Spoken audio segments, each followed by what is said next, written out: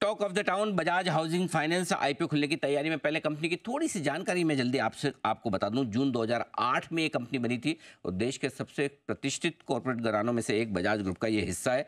Non deposit housing finance कंपनियों में ये रजिस्टर्ड है। मॉर्गेज लैंडिंग का कंपनी कारोबार करती है और सितंबर 2022 में आरबीआई ने इसे अपर लेयर्स एनबीएफसी का दर्जा भी दिया है। करती क्या है? घर और कमर्शियल प्रॉपर्टी खरीदने के लिए कर्ज देने का काम करती है और होम लोन, प्रॉपर्टी पर लोन, लीज वगैरह ये सारे बिजनेसेस कंपनी के हैं।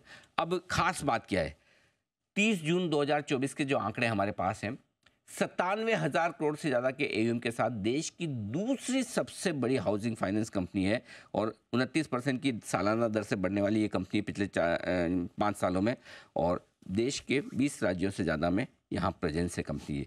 दो बेहद खास मेहमान हमारे साथ कार्यक्रम में शामिल हो रहे हैं। हमारे साथ कार्यक्रम में शामिल हो रहे हैं संजीव बजाज साहब, जो कि बजाज फिनसर्व के चेयरमैन हैं, मैनेजिंग डायरेक्टर हैं। संजीव बजाज साहब कंपनी के चेयरमैन भी हैं और नॉन एग्जीक्यूटिव डायरेक्टर भी हैं और 27 साल से ज़्यादा का लंबा गहरा अनुभव इस कामकाज का रखते हैं। दूसरे खास मेहमान हैं जो बजाज हाउसिंग फाइनेंस के मैनेजिंग डायरेक्टर हैं, अतुल जैन साहब, जो फाइनेंशियल इन्वेस्टमेंट बैंकिंग और रिटेल फाइनेंस में 25 साल का अनुभव रखते हैं। पीएनबी कैपिटल, प्रूडेंशियल कैपिटल जैसे दिग्गज संस्थानों के साथ वो काम कर चुके हैं। जून 2022 से आप बजाज ग्रुप के साथ में। आप दोनों का बहुत बहुत स्वागत है, धन्यवाद हमें समय देने के लिए। संजीव बजाज साहब, शुरुआत आपके साथ करना चाहता हूँ।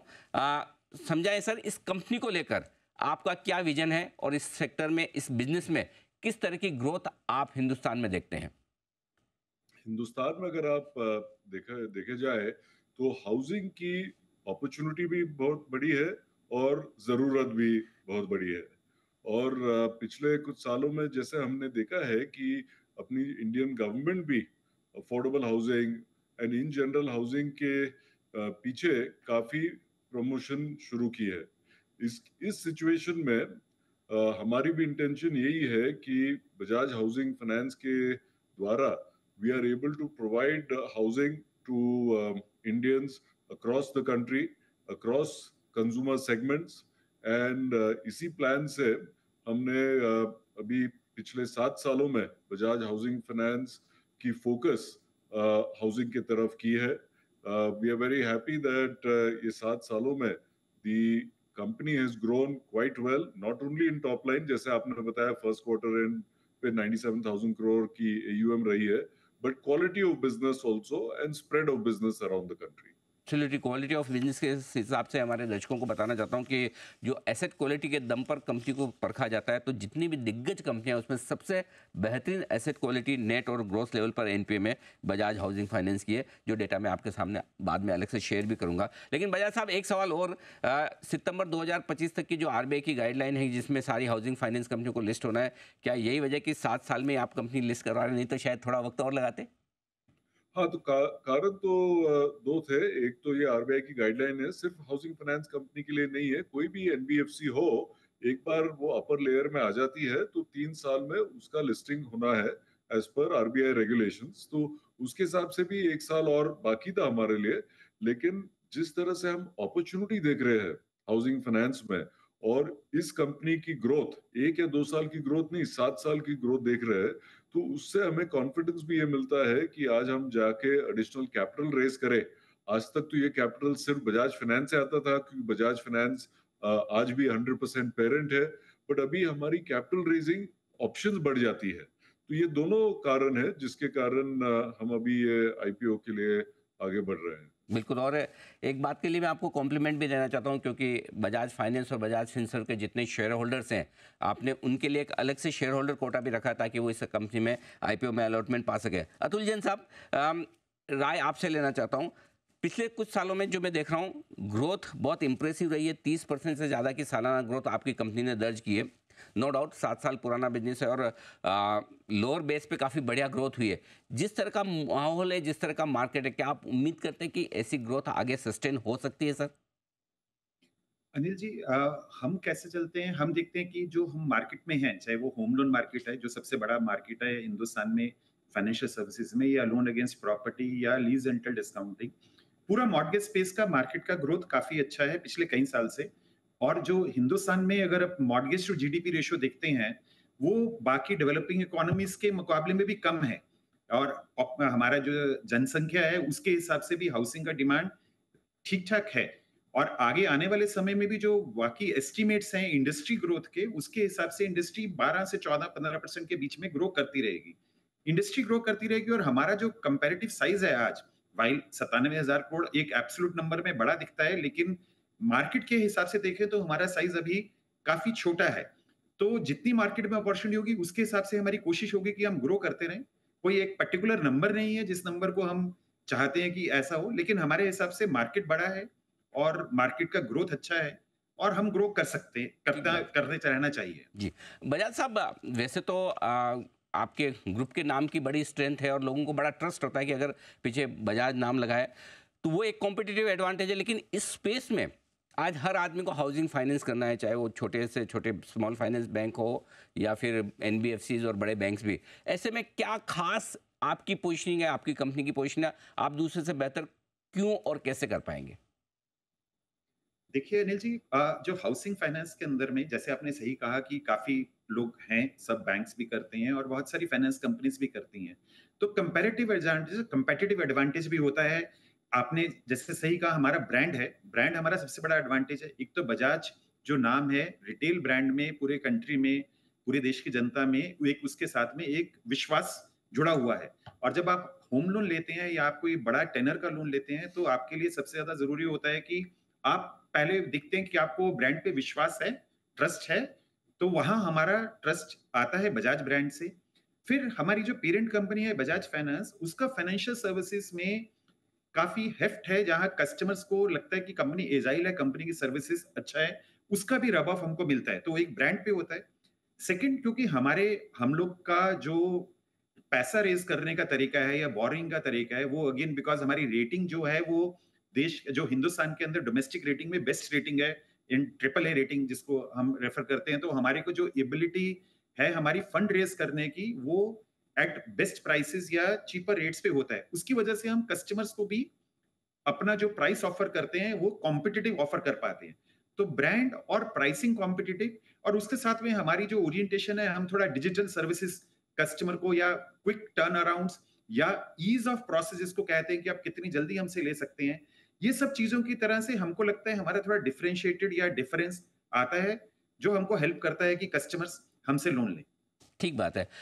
संजीव बजाज साहब, जो मैं देख रहा था कि आपकी एसेट क्वालिटी को लेकर सारी जितनी दिग्गज फाइनेंस कंपनीज हैं, हाउसिंग फाइनेंस कंपनीज है, उसमें सबसे बेस्ट है। तो बजाज साहब ये समझाएं कि क्या खास वजह है कि आपकी एसेट क्वालिटी पूरी इंडस्ट्री में सबसे बेस्ट है और आप इसे कैसे मेंटेन कर रहे हैं?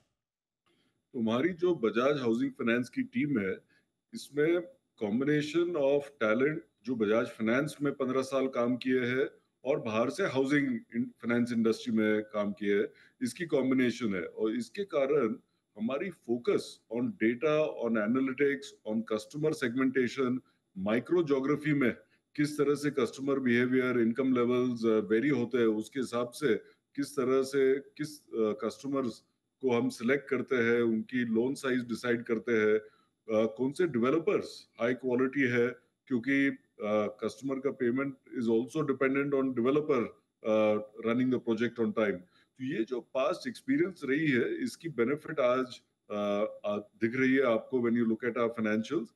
बट सही बात ये भी है कि this you can not just rely on the past. तो every month, every week, every day इसमें लगे रहना है कि मार्केट में क्या हो रहा है, ऑन द ग्राउंड क्या हो रहा है, क्या सुनने में आ रहा है, कस्टमर का बिहेवियर कैसा चेंज हो रहा है।